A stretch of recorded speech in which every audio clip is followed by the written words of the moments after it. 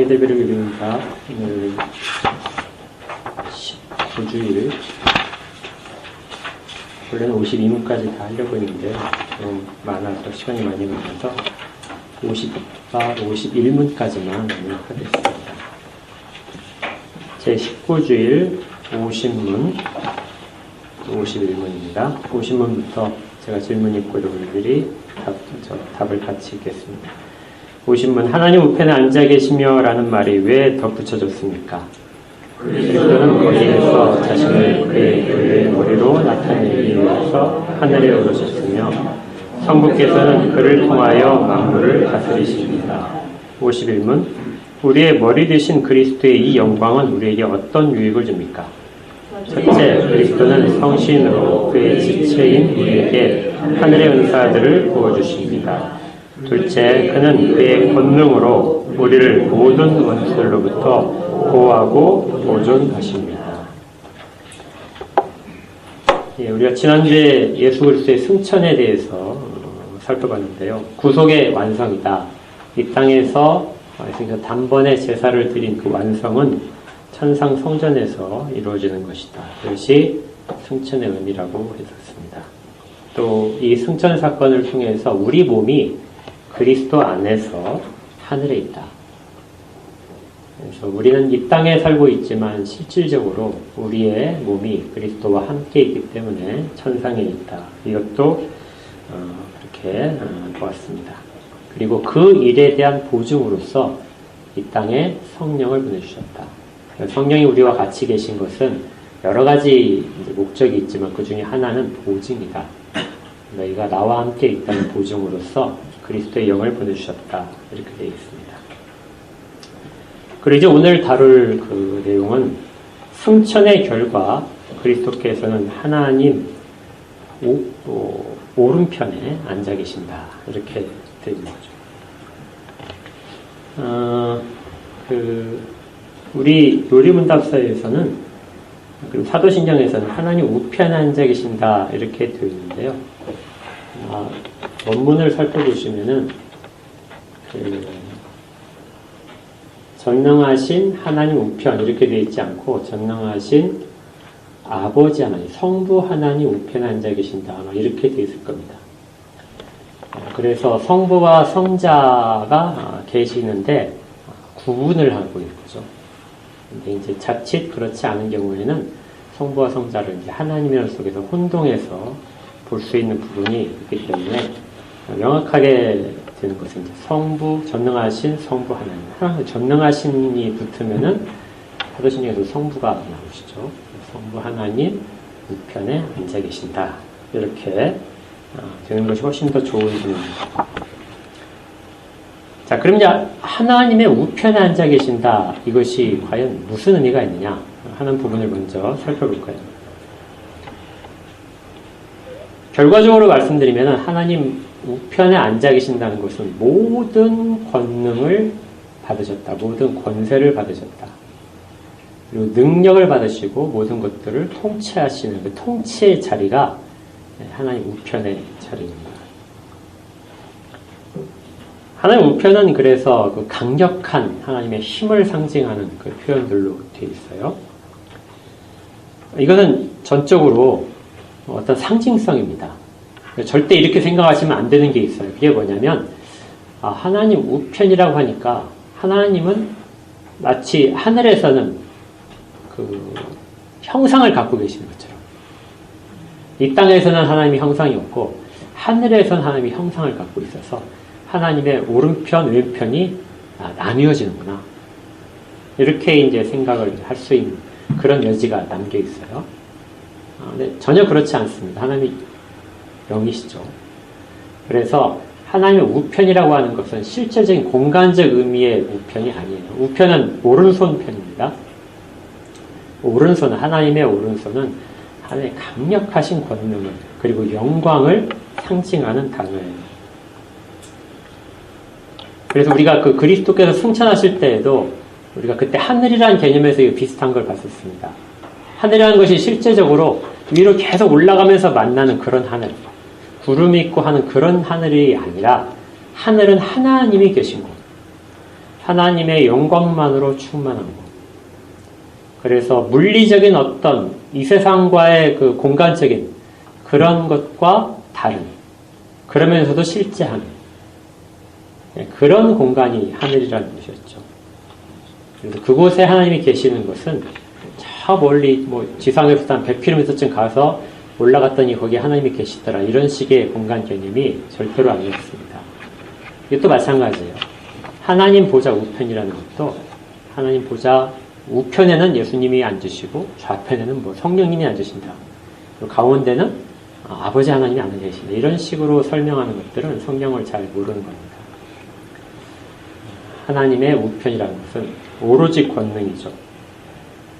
그래서 출애굽기에 보게 되면 이런 표현이 있어요. 출애굽기 15장 6절에 여호와여 주의 오른손이 권능으로 영광을 나타내십니다.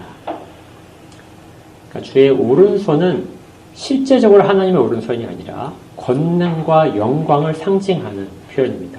전적으로 이런 것들을 사람들이 알 수 없기 때문에 사람처럼 표현을 해서 그렇게 해서 성경에서 설명을 하는 거죠. 여호와여 주의 오른손이 원수를 부수십니다. 그러니까 오른손으로 칼을 들고 적들, 원수들을 부수는 그런 능력이 오른손으로 표현되는 거죠. 이 출애굽기 15장 6절은 홍해를 건넌 다음에 이스라엘이 부른 찬양입니다. 그래서 하나님께서 이스라엘 백성들에게 베푸셨던 모든 권능들, 그리고 모든 은사들, 은혜들을 이렇게 오른손으로 하신 일들로서 표현을 해요. 그리고 사도행전 2장 33절에 보게 되면 하나님이 오른손으로 예수를 높이셨다. 이 말씀은 하나님께 모든 권세를 주셨다는 것과 동일한 표현이 될 것입니다. 그래서 예수님께서는 하나님 보좌 우편에 앉으심을 통해서 실질적으로 하나님과 같은 권능을 받으셨다 하는 그런 의미를 갖고 있습니다.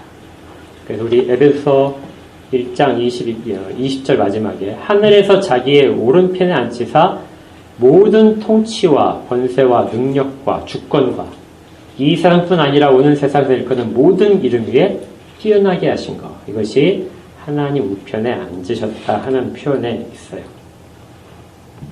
모든 권세가 있습니다. 그리고 그 권세를 사용해서 통치를 하시는 것이죠. 여기서 이제 퀴즈를 하나를 내겠습니다. 하늘의 보좌는 몇 개일까요?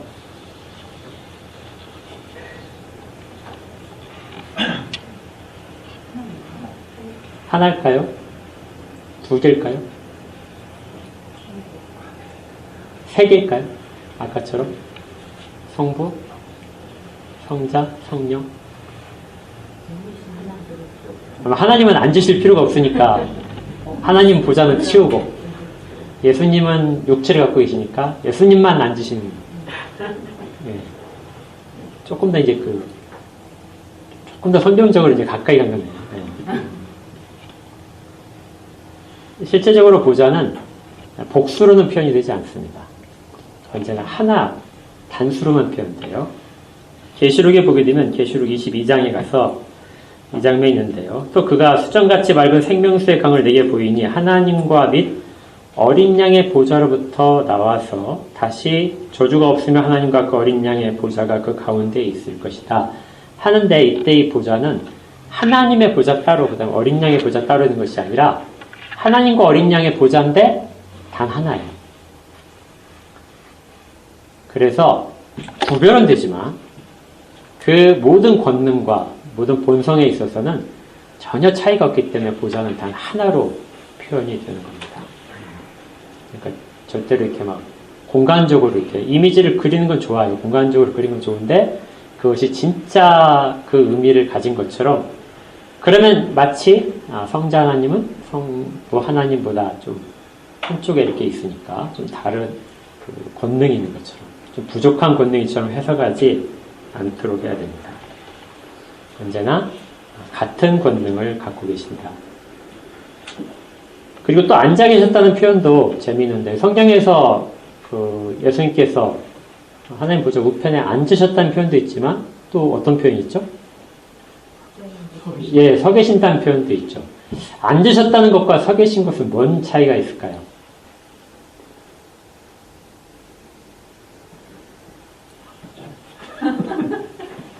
왜 어떤 때 앉으시고 오래 앉아 계시니까 힘드시니까 잠깐씩 서 계실까요? 이것도 이제 성경적인 어떤 상징적 표현인데요. 서 계실 때는 언제나 적극적인 아주 활발한 활동을 보여주실 때 그때에 서 계신다는 표현을 사용을 합니다. 누가 서 계신 것을 봤죠? 스데반이 왔죠. 스데반 집사님께서 예수님께서 서 계신 장면을 보게 됩니다. 사도행전 7장 55절에 스데반이 성령 충만의 하늘 우러러 주목하여 하나님의 영광과 및 예수께서 하나님 우편에 서신 것을 보았다. 말하되 보라 하늘이 열리고 인자가 하나님 우편에 서신 것을 보노라 한데, 그런데 이 땅에서 하나님을 섬기면서 서 있던 사람들이 있었어요. 그게 구약에서 제사장들입니다. 제사장들은 안에 들어가서 앉아있다는 표현이 없어요. 성전에 들어가게 되면 다 서서 일합니다. 제사장이 앉을 자리가 없었던 것 같아요. 그래서 늘 서서 하나님의 성소 앞에서 서서 항상 일을 해요. 그래서 우리가 예수 그리스도께서 하늘에서 하나님 우편에 서서 계신다는 표현은 제사장처럼 우리를 위해서, 우리를 향하고 계실 때 그때 서서 계신다 하는 표현들을 받게 됩니다. 이 하나님 우편에 계신다는 이 표현에 있어서 우리가 또 하나 좀 살펴볼 수 있는 건요. 이건 좀 민감한 분들이, 좀 엄격하게 구분하는 분들이 많이 언급을 하는 건데요. 사도신경의 표현들 중에 조금 바뀌었으면 좋겠다 하는 표현들이 있다는 거죠. 그게 뭐냐면 우리 사도신경을 보시면 이렇게 돼 있어요. 이 부분에 설명이 뭐라고 돼 있냐면 전능하신 하나님 우편에 앉아 계시다가 거기로부터 산자와 죽은 자를 심판하러 오시리라. 근데 그 앞에를 보게 되면 앞에는 예수님께서 잉태하고 나시고 고난받으시고 죽으시고 음부에 내려가셨고 다시 살아나시고 하늘에 오르셨다. 여기까지는 전부 다 과거형입니다. 과거형으로 길게 설명되어 있고요. 현재형은 요거 딱 하나예요. 전능하신 하나님 우편에 앉아 계시더라. 요게 현재형 딱 하나입니다. 그리고 미래형은 이제 거기로부터 산자와 죽은 자를 심판하러 오시다. 이것이 미래형이죠. 그러면 사도신경은 과거, 현재, 미래 중에서 어디에 초점을 두고 있을까요? 좀 더 다 균형 있게 이야기를 하고 있을 수도 있겠지만 좀 더 강조점은 과거일까요? 현재일까요? 미래일까요? 현재. 예. 실제적으로 현재에서 읽어야 돼요. 왜냐하면 계속해서 어떤 말이냐면 나는 믿습니다 이렇게 되잖아요. 내가 현재 믿고 있는 이 상태로부터 모든 것들을 봐야 돼요.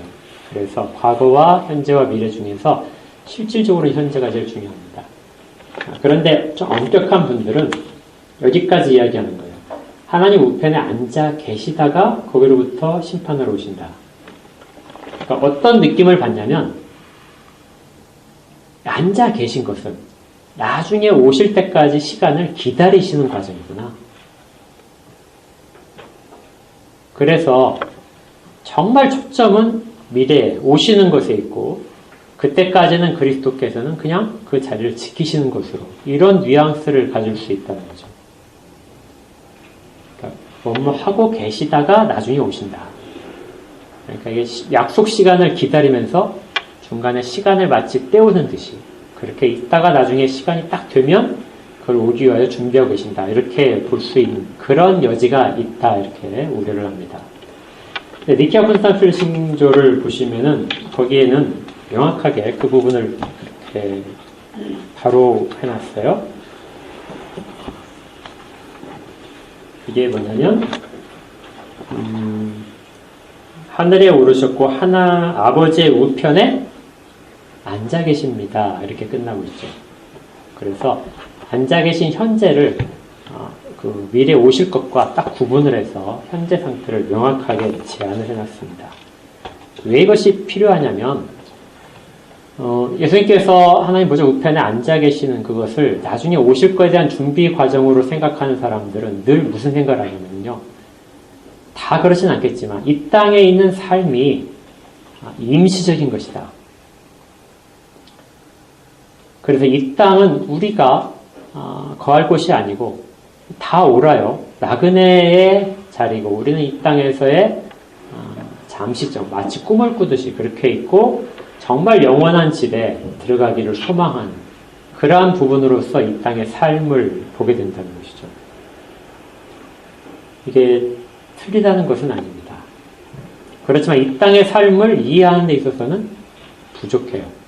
그게 지금 하이델베르크 요리연단에서 강조점을 두고 있는 거거든요. 지금 우리들의 삶은 그리스도께서 계시는 순간에 지금 하나님 우편에 앉아 계시는 그 상태로 인해서 우리가 이 땅에서 통치를 받고 있다는 것을 강조하는 거예요. 우리는 지금 그리스도의 정말 실질적인 통치를 받고 이 세상을 살아가고 있다. 나중에는 더 극적인 통치를 받겠지만 지금 현재가 그렇다는 것을 강조하기 위한 겁니다.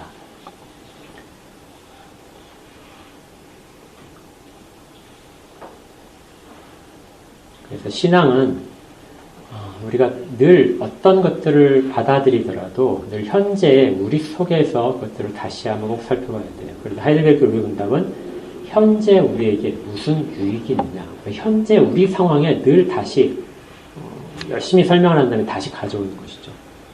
이 작업을 우리도 늘 하셔야 됩니다. 지식들이 현재 내게, 앞으로 우리의 소망이 현재 내게 무엇을 말하고 지금 내 이 자리에서 현재 이 자리에서 내가 어떻게 살아야 되는가를 꼭 다시 한번 점검을 해야 되는 거예요.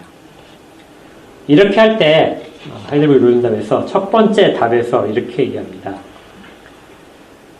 그리스도는 거기에서 하나님 보좌 우편에 앉아 계신 그 자리죠. 거기에서 자신을 그의 교회의 머리로 나타내기 위해서 하늘에 오르셨다. 예수님께서 그 보좌에 앉으신 그것을 무엇이라고 지금 명확하게 정의를 하고 있냐면 권세를 받으셨는데 권세를 어떤 순간에서 받으셨냐, 어떤 상태에서 받으셨냐, 교회의 머리로서 받으신다는 거예요. 그걸 위해서 승천을 하셨고 그걸 위해서 지금 하나님 보좌 우편에 앉아 계시는 것이다. 그래서 이 그리스도의 승천부터 시작해서 교회와 연결을 시킵니다. 그리고 이 교회와 연결된 부분이 에베소서에 있는 것처럼 거기 1장에 있는 그 구절이에요. 22절에 1장 20에 또 만물을 그의 발 아래 복종하게 하시고 그를 만물 위에 교회의 머리로 삼으셨느니라. 그리고 교회는 그의 몸이다. 이렇게 되어 있습니다. 그런데 여기에서 이제 조금 한 가지 더 생각할 점이 그를 만물 위에 교회의 머리로 삼으셨다. 이 단어는 해석을 할 때 교회의 머리가 아니라 교회의 머리로 삼으셨다. 혹은 번역을 잠깐 좀 의역을 하게 되면 교회를 위하여 머리로 삼으셨다. 이렇게 해석을 하는 것이 더 좋습니다. 영어 성경을 보게 되면 이 표현이 조금 더 잘 나와 있어요. 만물 위에 교회의 머리가 아니라 교회를 위하여 교회의 머리가 되셨다. 이렇게 돼요. 그러니까 이런 식의 구조인 겁니다. 이 땅에 교회들이 있고 교회의 머리가 되신 그리스도께서 하늘에 계신다. 그런데 그분이 그 자리에 앉으신 것은 바로 교회를 위해서 앉으셨다는 거예요. 그런데 그 자리에서 또 다른 것이 뭐냐면 만물을 다스리십니다. 그 만물을 다스리시는데 성부께서 그 우편에 앉아서 모든 권능을 주시고 그 그리스도를 통하여 모든 권능을 받으신 그리스도를 통하여 만물을 다스리고 계신다. 만물이 그리스도로 하여금 복종케 하신다. 그런데 그 그리스도는 교회의 머리로서 그 일을 하신다는 거예요. 그리고 교회를 위하여 그 일을 하신다는 겁니다. 오늘 이 개념을 정말 잘 잡으셨으면 좋겠어요. 다시 한번 하면요. 그리스도께서 하늘에 오르셨죠. 하늘에 오르셨는데 그 오르셔서 하나님 보좌 우편에 앉으심을 통하여 그리스도는 자신이 교회의 머리인 것을 나타내신 거예요. 그런데 성부 하나님께서는 성자 하나님께 모든 권능을 주십니다. 그리고 성자를 통해서 이 땅에는 모든 만물들, 하늘에 있는 영들 존재도 마찬가지예요. 모든 존재들을 다 다스리도록 하십니다. 그런데 그리스도는 그걸 위해서 교회를 위하여 머리가 되신 것이죠. 그래서 만물을 다스리시는데 무엇을 위해서 다스리시냐면 교회를 위하여 다스리신다. 이렇게 이해가 될 수 있는 거예요. 그리고 교회를 통하여 만물을 충만하게 하십니다.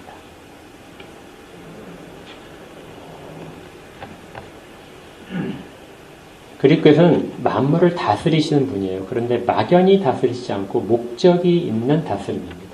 그것이 교회를 위하여.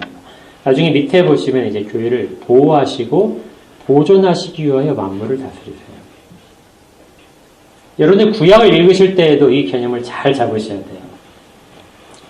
구약을 읽으실 때 이스라엘 백성들이 굉장히 특별한 그 위치의 선언들을 많이 받지 않습니까? 그러면 다른 민족들, 다른 백성들은 뭘까요? 다른 백성들은 하나님께서, 여호와께서 이스라엘을 다스리시지 않을까요? 그죠? 다른 백성들을 다스리지 않을까요? 다른 모든 자들도 통치 가운데 있어요. 그런데 하나님은 유독 표현하실 때 야곱을 내가 지었다. 이스라엘을 내가 너의 창조자다 하고 특별히 구분하여 말씀하십니다. 다른 모든 것들의 창조자시면서 야곱과 이스라엘의 창조자세요. 그리고 그걸 위해서 다른 모든 백성들을 하나님께서 통치하십니다.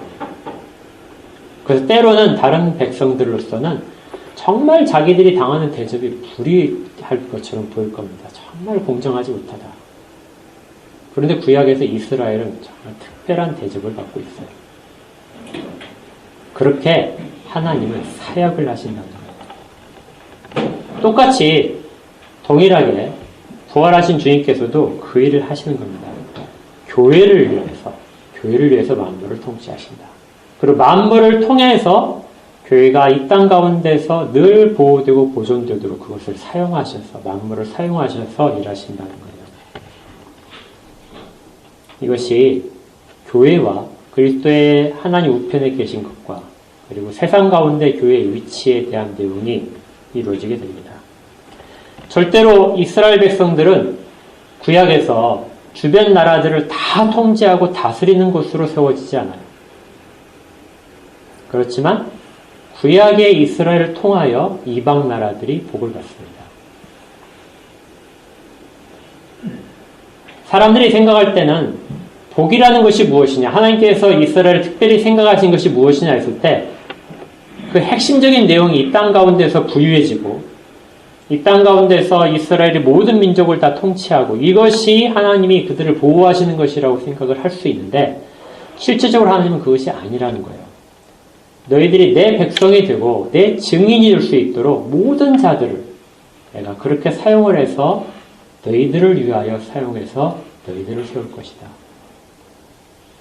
때로는 이스라엘 백성들은 하나님 앞에서 다른 민족을 통하여 그들의 손을 통하여 고난을 받기도 하고 다른 민족이 그들을 돕게도 만드십니다. 하나님의 초점은 창조하신 모든 만물이 아니라 그 만물 가운데 있는 구약의 교회였던 거죠. 그리고 그 구약의 교회를 통해서 다른 모든 민족들이 복을 받게 하십니다. 그럼 교회는 언제부터 있었을까요?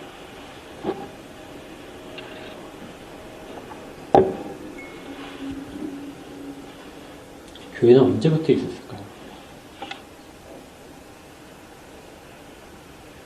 어렵죠? 네. 네? 그쵸? 네, 맞아요. 정말 탁월하신 답입니다. 머리가 있으면 교회가 있어요. 그러니까 교회는 처음부터 그리스도께서 그리고 그 교회의 그 몸이 되는 사람들이 있을 때부터 예수님께서는, 그리스도께서는, 성자님께서는 교회의 머리셨어요. 그런데 나타나지 않았던 거죠. 그리고 그것이 나타난 것이 승천하셔서 하나님 우편에 앉아 계실 때 이루어지는 겁니다. 뒤로 조금만 더 가보시면요. 54문을 한번 보시면 이런 구절이 있어요.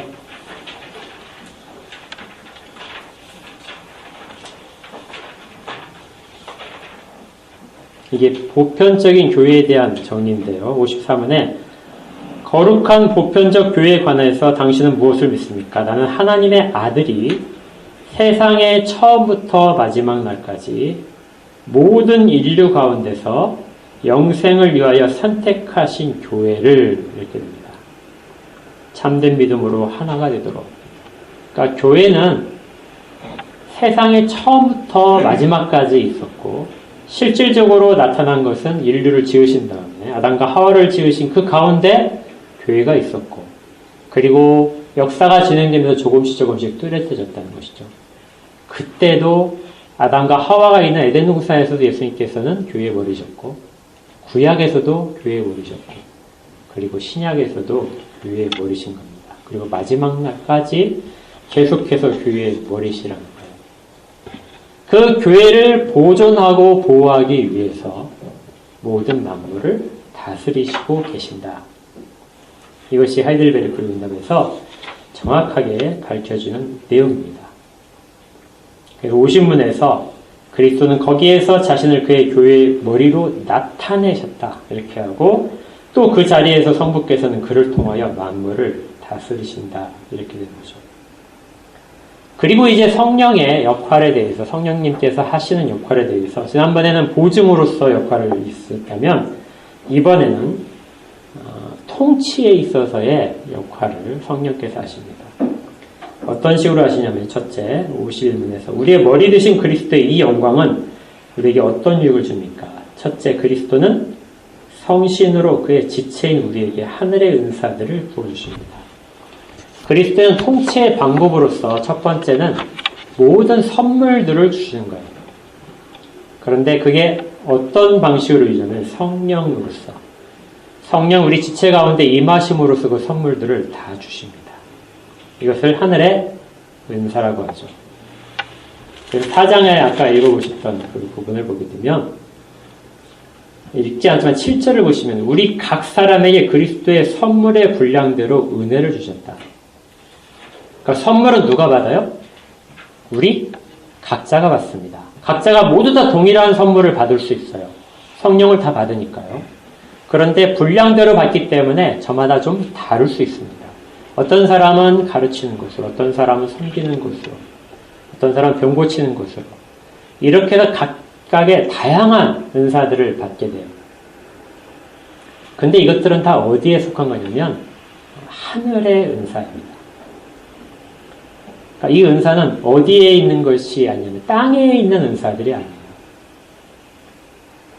땅에 있는 은사가 아니라 하늘의 은사입니다. 하늘의 은사들은 앞에서 말씀드렸지만 하늘은 하나님의 영광이 있는 장소거든요. 그래서 하나님이 우리 가운데서 찬양을 받기를 원하시기 위해서 그 필요한 모든 것들을 주시는 것이 그것이 하늘의 선물, 하늘의 은사입니다. 그래서 우리를 거듭나게 하시고 지식적으로도 깨닫게 하시고 우리가 능력으로서 모든 죄와 싸워서 이길 만한 힘도 주시고 그 모든 것들을 통하여 하늘의 은사들이 우리 가운데 있는 것을 다 확인할 수 있어요. 그런데 이 개인적인 은사를 주시는 것 외에 그것들 외에 더 분명하게 표현한 것이 뭐냐면요. 은사를 누구에게 주시냐면 그의 지체인 우리에게 주십니다. 이 표현이 또 중요해요. 그의 지체인 우리는 어디냐면 교회예요. 그러면 어떻게 이해를 해야 되냐면은 하늘의 은사를 우리 각 사람에게 주세요. 그러면 그것이 내가 받았기 때문에 내 것이라고 그리고 나를 위해서 사용하는 것이라고 생각을 전혀 할 수 없게 됩니다. 그건 누구를 위해 주셨어요? 교회를 위해서 주셨어요. 그리스도께서 머리이신 그리스도께서 몸을 위하여 주시는데 그것이 내가 아니라 교회를 위하여 주시게 됩니다. 그렇다면 이 선물은 우리 자신을 위해 사용하는 것이 아니라 자랑거리가 될 수 없겠죠. 교회를 위하여, 교회를 섬기라고 주시는 거예요. 그래서 어떤 사람은 선지자로, 어떤 사람은 교사로, 어떤 사람은 목사로, 가르치는 자 이렇게 다 주시게 됩니다. 그럼 제가 이제 만약에 가르치는 은사를 받았다. 그러면 가르치는 은사를 받았어요. 그러면 내가 이것을 자랑할 수 있는 게 절대 안 되죠. 이것은 어떻게 하려는 거니까? 교회 지체를 위해서, 교회 전체를 위해서, 그리스도의 몸된 지체를 위해서 주신 것이기 때문에 제가 받았지만 사실은 이 은사는 누구의 것이 되어야 되냐면 교회의 것이 되어야 됩니다. 그리고 그 은사를 주신 그 유익을 모든 교회가 같이 누리게 됩니다. 이것이 실질적으로 하늘의 은사인 것이죠. 왜냐하면 그리스도께서 교회의 머리로서 주셨기 때문에 그래요. 이 부분을 우리가 늘 겸손하게 인정을 해야 됩니다. 이걸 인정하지 않으면 늘 엉뚱한 데로 가게 됩니다. 그래서 은사를 받은 사람들이 선으로부터 벗어나는 경우를 얼마나 우리가 많이 보는지 몰라요. 무엇이 빠져 있냐면 자기에게 주셨다는 것만 갖고 있지 교회를 위하여 주셨다는 것, 그리고 그것은 자기 것이 아니라 교회의 것으로 가야 되는 것임을 모르기 때문에 그렇습니다. 교회 안에서는 영웅이라는 건 없어요. 모두가 다 지체 가운데 하나이고, 혹시 인사를 가졌다면 다른 지체를 섬기기 위해서 주신 것이 됩니다. 두 번째는 그리스도께서 우리의 머리가 되셔서 그의 권능으로 우리의 모든 원수들로부터 보호하고 보존하십니다. 아까 교회를 위하여 만물을 통제하신다는 것은 교회가 보존될 수 있도록, 교회가 항상 바르게 설 수 있도록, 교회가 교회로서의 기능을 할 수 있도록 늘 모든 만물을 사용해서 교회를 늘 거룩성을 유지하신다는 거예요. 그러니까 사회가 교회를 막 핍박을 해요. 그러면 이 핍박할 때 우리가 더 깨달아야 되는 것은, 지금 우리를 바르게 하시기 위해서 다른 만물을 사용해서 교회를 다듬고 계시는구나. 그리고 아무리 힘든 일이 있더라도 교회는 어떻게 돼요?